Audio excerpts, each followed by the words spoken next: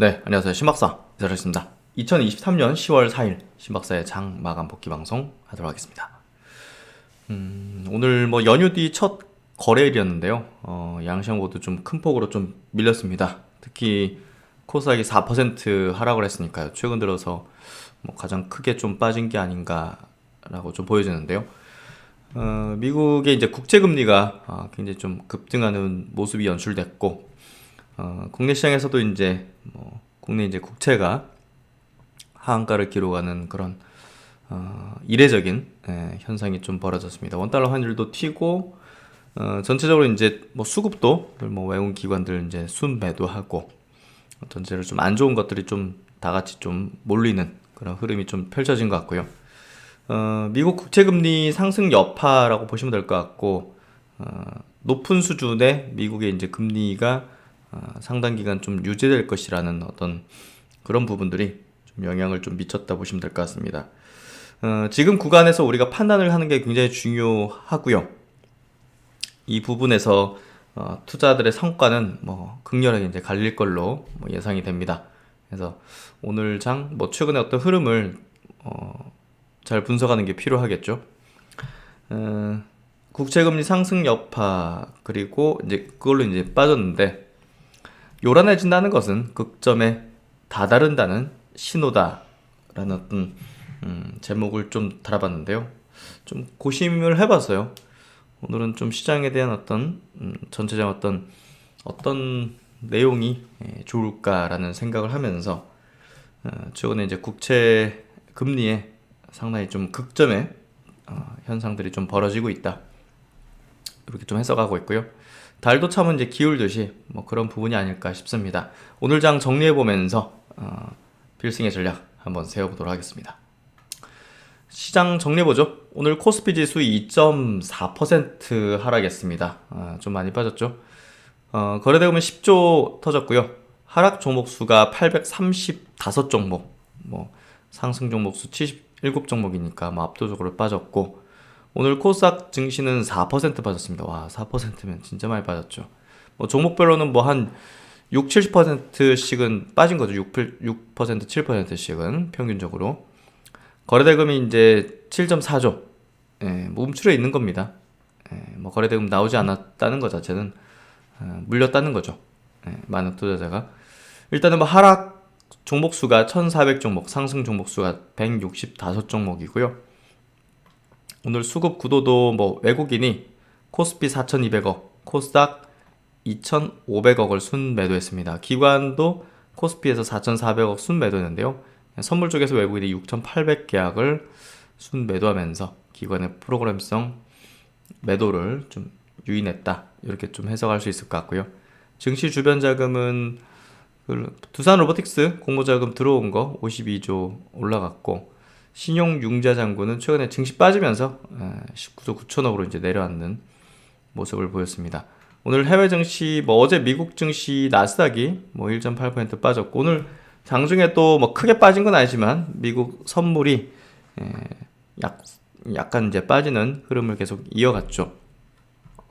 그래서 이제 국채금리 올라가는 건 당연히 성장주 중심의 나스닥 증시를 조금 더 세게 이제 하락시키는 어떤 부분이었고, 다우는 1.2%, S&P 500 지수는 1.3% 빠졌습니다. 오늘 일본 증시가 2.2% 빠졌는데요. 갭으로 이제 이틀 연속 빠졌죠. 그래서 이게 한풀 꺾인 모습입니다. 이 봉의 형태도 이제 한풀 꺾인 거예요, 이거는. 홍콩 항생지수 1.1% 빠졌고, 대만 1.1% 빠졌고, 상해 증시는 휴전이었죠. 그래서 오늘 한국 증시가 유독 많이 빠졌습니다. 오늘 뭐 코스피 2.4%, 코스닥이 4% 엄청나게 이제 빠졌는데요. 일단 해외 차트 볼게요. 오늘 원달러 환율이 튀었죠. 최근에 이제 전고점 부분 돌파를 여기서부터 이제 하면서 조금 이제 증시 조정이 조금 흘러갈 수 있는 가능성들을 높였고, 이런 부분들이 이제 작용된 것 같고요. 미국 10년물 국채금리 이렇게 좀 올라가는 흐름을 보이고 있습니다. S&P 지수 장기평선 부근에 내려와 앉았고, 나스닥 증시 그나마 이제 전저점을 깨진 않았어요.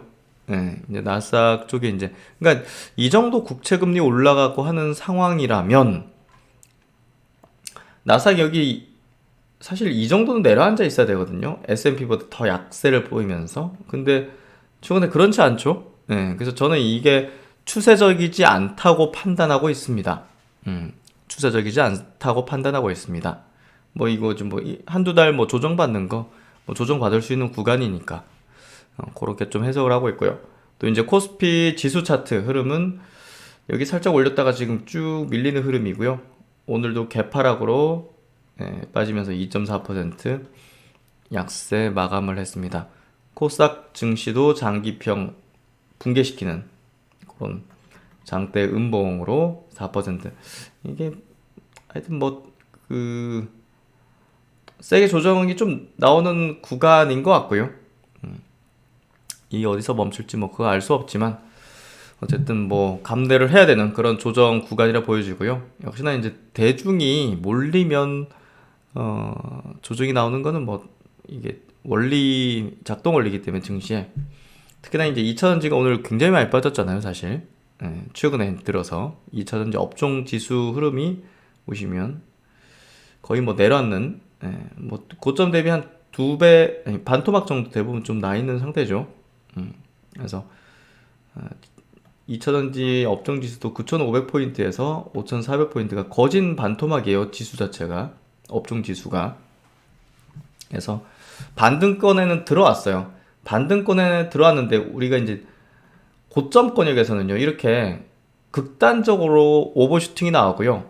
또 저점 부근에서는 단기 저점 부근에서는 극단적으로 하락 급락이 연출됩니다. 그렇죠? 뭐 공매도 쇼커버라든지 이런 것들 아니면 추격 매수가 막 극단적으로 너도 나도 이제 붙는 그런 어떤 현상들 포모 현상들 그런 것들이 붙었죠. 당시에 2차전지 없으면 바보 되는 그리고 이제 극점 투매죠. 투매 뭐 레버리징 물량이라든지 이런 것들 막 투매성으로 나오는 그런 어떤 이제 구간이라 보시면 될 것 같아요. 그래서 2차전지 업종에 대해서도 단기 바닥권에는 다가오고 있다고 봅니다. 근데 뭐 그게 어딘지를 모르니까 그런 거지. 지금 구간은 이제 결국은 우리가 또 한 앞으로 6개월을 내다볼 때는 6개월을 이제 이렇게 보시면 돼요. 2차전지 업종 지수가 이렇게 올라왔다가 지금 이렇게 빠졌잖아요. 나중에 6개월 뒤에 보면 지금 구간이 상당히 좀 낮은 구간이었을 것이다 라고 좀 예상되는 거죠. 6개월 뒤에 한 이 정도 좀 올라가지 않을까 이렇게 보는데 지금은 이게 보이는 게 아니잖아요. 6개월 1년 뒤가 보이는 게 아니잖아요. 그러니까 지금은 그냥 뭐 두려움에 그냥 떠는 구간이겠지만 뭐 이런 식으로 되면서 뭐 이런 식으로 전개시킬 걸로 보고요. 그렇기 때문에 이제 우리가 지금 중요하게 봐야 되는 게 우리 2차전지 업종에서도 많은 걸 시사했어요. 올해 이제 작년 말 올해 초 보시면 저점을 높이잖아요. 업종 지수가. 그렇죠. 그러니까 이제 시장이 안정화되고 바닥을 지나니까 어떻게 됩니까? 이런 식으로 강세 패턴이 전개된 거죠. 그러면 지금 지수가 이렇게 내려가는 과정 속에서도 정배열을 유지하는 종목들이나 저점을 높이고 있는 종목들이나 신고가를 내고 있는 종목들은 증시가 안정이 되거나 상승으로 돌아서면 어떻게 되겠습니까? 엄청난 상승을 이루는 주도하는 기업이 되겠죠. 그래서 제약업종 지수 지금 코스닥 제약업종 지수 지금 차트를 보시는데요. 보시면 전 저점 부근 7월달에 전 저점 부근을 깨지 않고 있습니다. 최근에 그렇죠. 그렇죠. 코스닥 제약업종 지수입니다. 근데 코스피 지수를 보시면 7월달 저점, 8월달 저점을 붕괴하죠. 코스닥 제약업종 지수가 코스피보다 상대적으로 강한 거죠. 그리고 코스닥도 마찬가지로 지난 7월달, 8월달 저점을 깨고 있죠. 코스닥 지수도. 그렇죠? 근데 KRX 헬스케어 업종 지수는 7월달 저점을 최근에 깨진 않고 있습니다. 여기서 저점을 높이는 부분으로 작용한다면 결국은 그 다음 또 시장이 안정화됐을 경우에 이 이제 제약바이오 업종의 종목들이 보다 더 시장 대비 강한 흐름이 전개될 개연성이 높죠. KRX 헬스케어 업종 지수는 장기 이평선 밑에 있죠. 근데 코스닥의 제약업종 지수는 장기 이평선 부근에 있죠. 그러면 이제 코스닥에 있는 바이오 회사가 상대적으로 강한 거죠. 그러면 이제 시장 안정화 시 코스닥의 바이오 종목들이 조금 더 탄력적인 움직임을 보일 가능성이 높지 않겠는가라는 게 우리가 계속적으로 추적해왔던 뭐 증시의 어떤 작동 원리상 또 메이저 수급 주체가 지금 유리한 어떤 매집의 패턴을 보이고 있는 것들을 종합해서 볼 때 아주 확률 높은 제약바이오 업종의 이제 시장 대비 강한 흐름이 우리가 좀 예상해 볼 수 있는 부분인 거죠. 그래서 지금 시장에 그냥 뭐 움츠러 있기보다는 그 다음 이제 또 시장이 안정화될 경우 어떤 업종이 시장 대비 치고 나갈지를 예상하고 그런 것들이 이제 확인이 되어지는 그 시점 구간에서 그 길목에서 그쪽으로 비중을 높이는 거죠. 시장 안정화되는 어떤 국면 속에서 그걸 이제 잘 판단을 해야겠죠. 제가 매일마다 증시에 대한 복귀를 하고 마감 분석을 하고 하는 것들이 그 타이밍들을 잡아내기 위한 시장 대비해서 그래도 시장 빠질 때는 다 같이 빠지는 거예요. 다 같이 손실 보고 있는 거고. 하지만 시장이 돌아섰을 때는 핑계댈 수가 없는 겁니다. 똑같이 또 기회를 주는 건데 그걸 잡는 투자자가 있고 그걸 잡지 못하는 투자자가 있는 거잖아요. 그래서 남 탓, 핑계, 후회, 뭐 이제 그럴 걸 뭐 이런 걸 해서도 안 되고. 그래서 주식 투자는 실행의 게임이고 이제 매 순간이 실전이지 연습이란 건 없는 곳이죠. 그리고 남을 탓을 할 계제도 없는 곳이죠. 오롯이 고독한 자신의 승부의 게임이자 어떻게 보면 마라톤과 같은 그런 어떤 투자의 이제 길이다. 이렇게 좀 저는 생각을 하고 있습니다. 그래서 지금 시장의 조정 구간에서 어떤 판단을 하는지가 앞으로 이제 성과를 가르게 될 것인데요. 조금 더 냉철하고 현명하게 판단하셨으면 좋겠습니다. 오늘 뭐 시총 상위주들 한번 볼게요. 시총 상위주들 뭐 다 박살나가지고 뭐 이거 그래도 이제 시장 대비 그래도 강했던 건요. 보시면 아시겠지만 코스피 지수가 오늘 2.4% 빠졌고 코스닥이 4% 빠졌는데 삼성전자는 1.3% 약세에 그쳤고 여기 보시면 양봉입니다. 밑골이 양봉이에요. 그렇죠? 그러니까 반도체 쪽이 상대적으로 강했다는 것을 알 수가 있고 SK 하이닉스는 플러스로 마감했습니다. 플러스로 마감했어요. 그러니까 이제 제가 시장의 방향성이라든지 추세가 꺾인 게 아니다 라는 의견을 분석을 할 수 있는 이유는요. 그전 이제 시장 리스크가 불확실성이죠. 시장 리스크가 발동이 되면서 증시가 빠질 때 그냥 구분 없이 그냥 다 빠지는 게 굉장히 무서운 거예요, 사실. 근데 일부의 메이저 수급 주체들은요.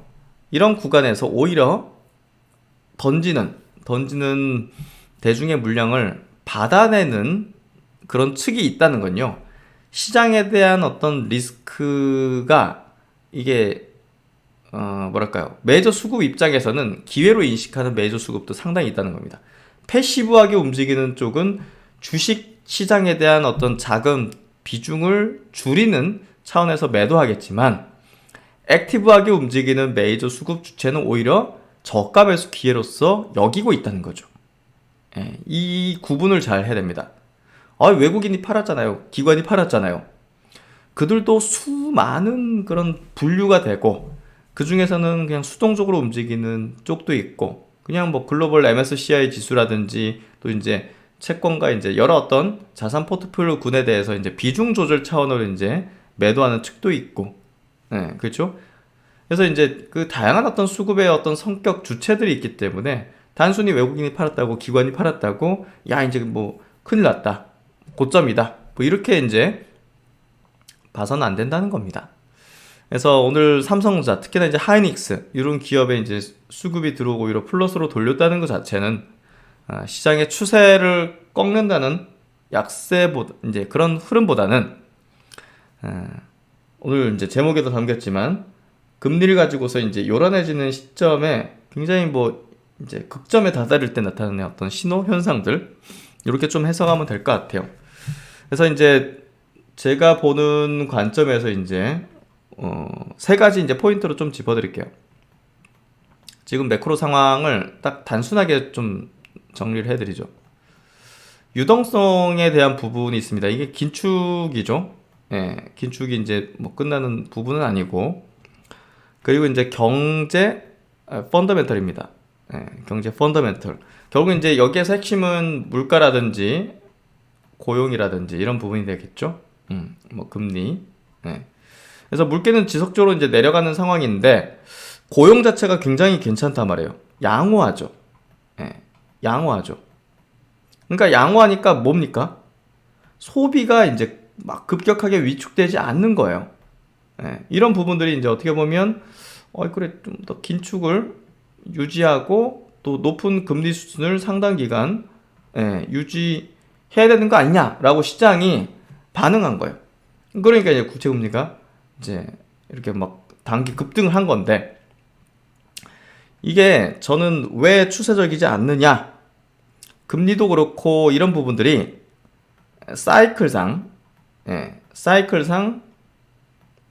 고점 도달에 컨센서스가 형성이 되기 시작했다는 거죠. 금리 한 번, 두 번 뭐 이렇게 올리는 부분, 컨센서스가 형성되기 시작한다는 것은 불확실성이 아닌 거거든요. 그렇기 때문에 이거는 추세적인 상승보다는 극점에 다다를 때 나타나는 변동성의 크기라고 저는 해석을 하고 있습니다. 이게 추세적인 상승으로 막 이렇게 가는 흐름이라면 나스닥은 어제 3% 이상 빠졌어야 되고 국내 증시에서도 삼성전자, 하이닉스 할 것 없이 다 빠져야 돼 그냥 3, 4%. 저는 그렇게 이제 해석을 하고 있습니다. 그래서 매크로 상황을 저는 뭐 깊이 있게 막 그 여러 지표를 가지고서 분석하거나 이제 보지는 않고요. 굵직하게 이제 큰 흐름에 대해서 이제 아웃라인을 잡아놓고 그 안에서 이제 저는 종목 전략에 조금 더 집중을 하죠. 왜냐면 주식을 투자해가지고 이제 수익을 극대화하는 뭐 그 전략을 가지고 있어야지. 뭐 매크로 상황이 안 좋다고 뭐 다 전부 다 안 올라가는 것도 아니고 이 상황이 어느 정도 안정화될 경우에는 굉장히 좋은 기업은 지수보다 2배, 3배, 5배 이상 상대적으로 치고 나갈 거라는 거죠. 그걸 알기 때문에 매크로 상황에 대해서는 저는 이제 에너지 투입을 제 분석의 시간의 투입을 길게 가져가지 않고요. 종목, 업종과 이제 종목에 대한 분석의 시간을 저의 한정된 시간 내에서 제일 많이 가져가고 있습니다. 지금 현재는. 그래서 이런 어떤 부분들 때문에 추세적이진 않다고 생각하고 있고요. 뭐 그러면 이제 그 다음 세 번째 유동성, 경제, 펀더멘털, 그 다음에 이제 기업의 이제 펀더멘털인데 기업의 이제 펀더멘털 측면에서 지금 금리의 극점에 다다른 때 나타났던 신호들이 나타났는데 이게 장기화될지 이 여부잖아요. 어쨌든 극점을 형성하기 시작하는 지점에서 금리에 가장 민감도로 보였던 바이오가 바닥을 형성하기 시작할 개연성이 매우 높은 지점인데 이게 돈을 못 벌거나 임상 초기 단계거나 아주 먼 미래에 좀 예상되는 어떤 그런 기업들은 금리가 높은 수준을 상당 기간 유지한다는 것에 의해서 다소간의 시세가 빨리 나타나지 못하는 현상이 벌어지고 있고, 뭐 유한양행이라든지 정말 뚜렷한 이제 임상적 결과를 낸 뭐 한올 바이오 파마라든지 뭐 알테오젠이라든지 이런 류의 이제 바이오 기업들 같은 경우는 오히려 지금 같은 구간에서 튀어오르거나 모멘텀적으로 반응하는 흐름이 전개되고 있죠. 결국은 이런 종목들이 지금의 금리가 과거처럼 뭐 제로 금리 그렇게 이제 단실 내 되기는 어렵잖아요. 그렇다면 가시적인 성과와 모멘텀을 확실하게 갖고 있는 종목들의 수급은 집중될 공산이 크다는 거죠. 근데 지금은 덴탈, 미용, 이렇게 AI 거쳐서 신약으로 섹터 내 수급이 이동하고 있고, 그러면 신약 업종 내에서도 확실한 기업들 중심으로 수급이 집중되는, 그리고 그런 종목들이 정배열을 유지 내지는 저점을 높이고 있습니다. 예. 그렇다면 우리가 올해 초에 2차전지를 봤듯이 야, 시장이 이렇게 되고 별로 안 좋은데 정배열 유지하고 곧 저점을 높이면 차후에 시장이 안정화됐을 때 2차전지가 솟구치듯이 상승했던 거와 비슷하게 이런 바이오 기업들은 솟구치는 시세가 나타날 가능성이 높죠. 그래서 이제 어떻게 됐든 지금 현대 기아차, 현대차 그룹주들도 최근에 시장 대비 강한 것도 실적이 굉장히 우수하잖아요. 그래서 지금 뭐 전반적으로도 뭐 S&P 500 종목들도 뭐 거진 한 80%가 이번 2분기에 서프라이즈, 실적 서프라이즈를 냈단 말이에요.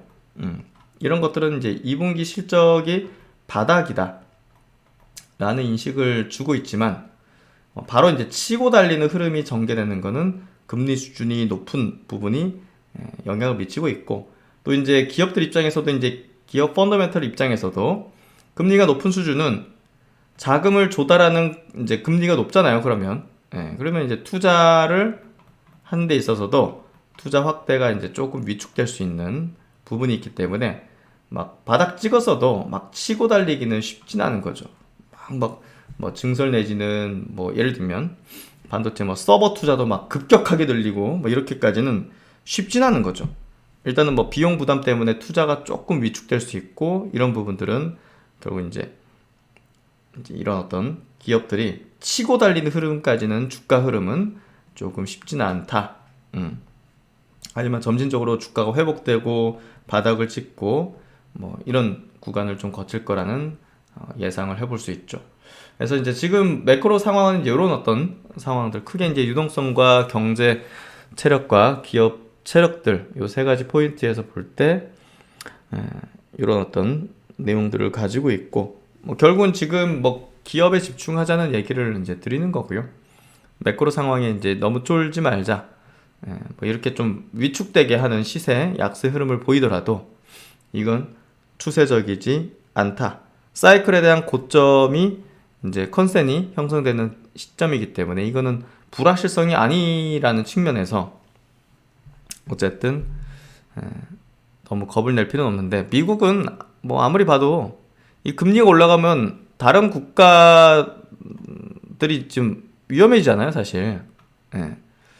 외자들도 이제 이탈하고, 이제 중국에서 이제 외국인 수급이 빠져나가는 것들이 확연했죠. 올해 상반기도 그렇고 올해 그런 것들이 이제 중국이 좀 뭔가 좀 안 좋아지는 거죠. 미국은 중국을 죽이고 싶어 하는데 가장 좋은 방법은 금리 올리는 거죠. 이제 과학기술 이제 발전 못하게 만드는 거, 과학기술 이제 진보하지 못하게 만드는 거, 금리 올려서 거기 이제 상처 나 있는 것들 아예 그냥 터지게. 그래서 뭐 미국도 뭐 자기들 실리콘밸리 은행 파산했잖아요. 그러니까 자기들도 상처 나는 거 감내하면서 이제 다른 국가, 특히나 이제 중국에서 큰 문제들이 터질 수 있도록 유도하는 거 아닌가라는 생각이 좀 듭니다. 어쨌든 지금 이제 일련의 이 매크로 상황들은 이제 패권의 어떤 영역으로도 해석할 수 있기 때문에 미국이 급진적으로 금리를 올린 거 자체가 저는 굉장히 좀 인위적이라고 생각을 합니다. 돈도 뭐 무제한으로 이제 무제한 양적 완화 뭐 이런 식으로 해가지고 한 것도 인위적이었고, 급격한 긴축도 굉장히 인위적이었죠. 이 모든 것들이 저는 중국 죽이기 일환으로서 행해지고 있는 게 아닌가라는 생각이 들고요. 그런 부분에서 지금은 미국도 감내하면서 이런 상황이 벌어지고 있는 것 같고, 어쨌든 추세적이진 이제 뭐 약세장으로 가는 추세 뭐 이런 건 아니다라고 저는 해석을 하고 분석을 하고 있습니다. 오늘 매크로 상황에 대한 얘기가 좀 많이 길어졌는데요. 투자 전략은 방향을 확인하는 게 핵심입니다. 방향에 있어서 큰 무리는 없어 보이고요.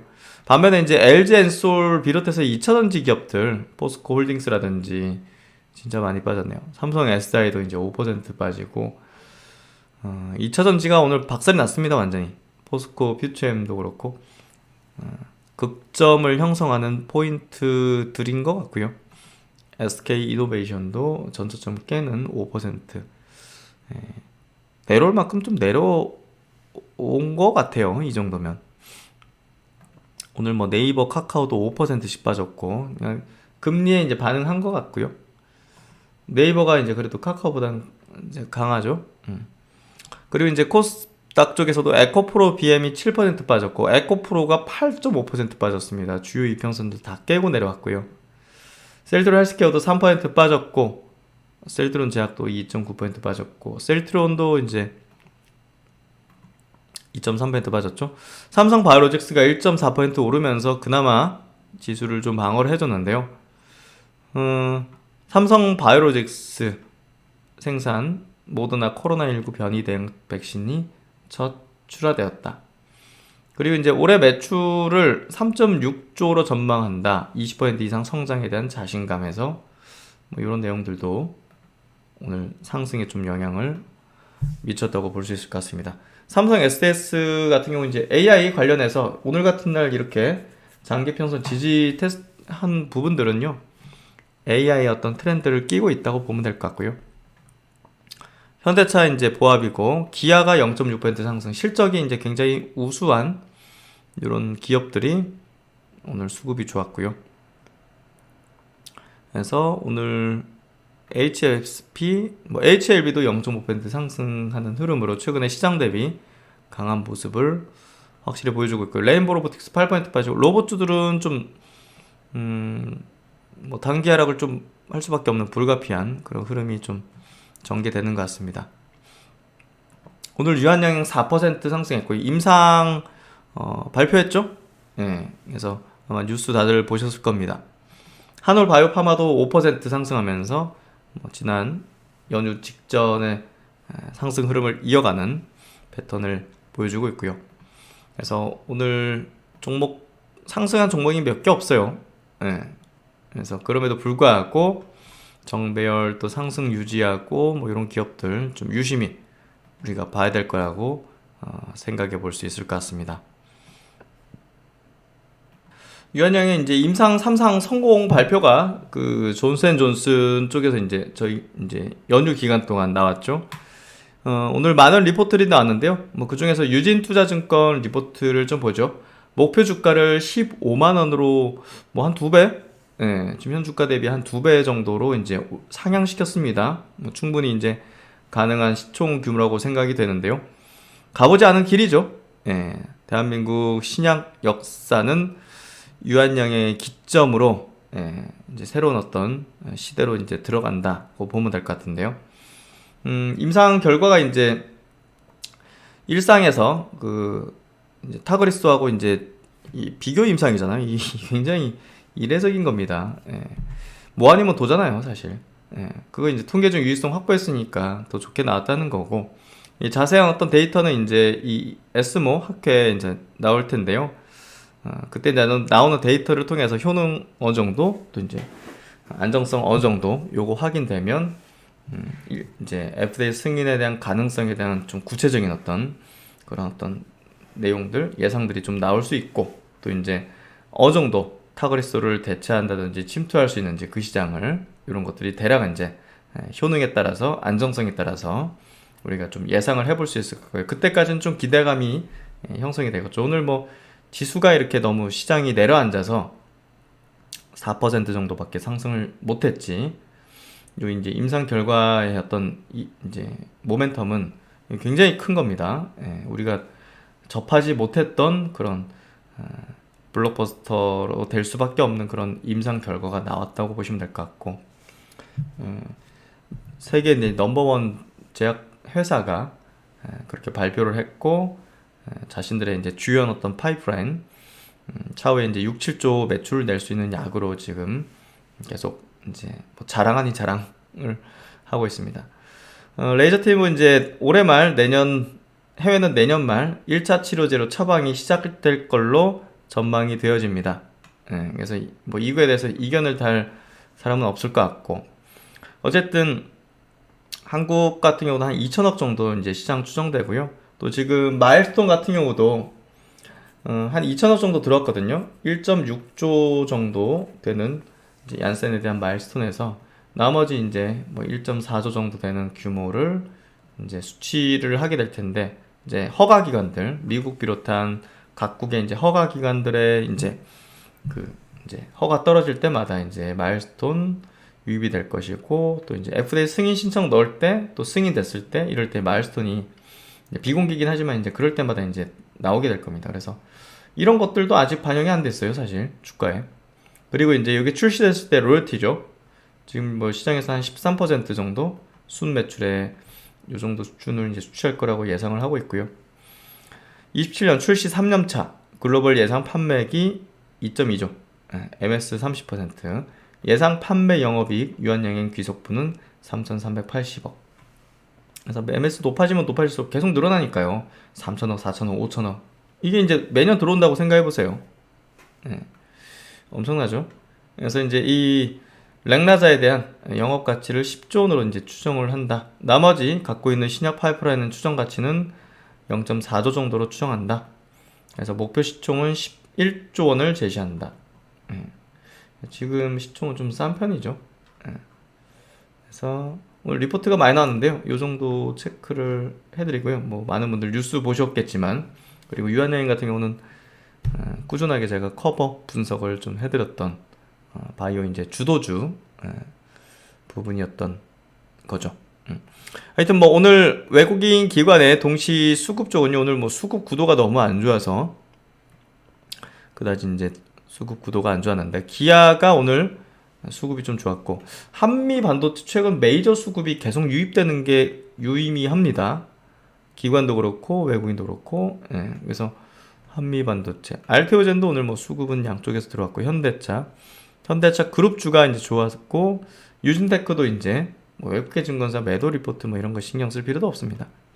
그래서 코스닥 같은 경우 뭐 HBSP, 뭐 고영 이런 쪽으로 수급이 들고, 유진테크, 2차전지 일부 종목, 뭐 지아이노베이션 오늘 그래도 양봉으로 이제 됐고, HK이노엔도 계속 수급이 최근에 계속 괜찮죠. 이런 종목들 오늘 수급 구도가 좋았던 것 같습니다. 네, 하여튼 뭐 요란해진다는 것은 극점에 다다른다는 신호다라고 좀 생각이 되는데요. 다들 오늘 연휴 뒤 첫 거래일 쉽지 않으실 텐데 고생 많으셨고요. 오늘 분석한 내용들 한번 좀 잘 한번 생각해 보시면서 이번 주 또 필승의 전략 한번 계속 세워 나가도록 하겠습니다. 네, 하여튼 뭐 오늘 비가 좀 내리는 저녁 시간인 것 같은데요. 다들 편안한 저녁 시간 되시고, 신박사는 또 다음 시간에 좋은 모습으로 뵙도록 하겠습니다. 감사합니다.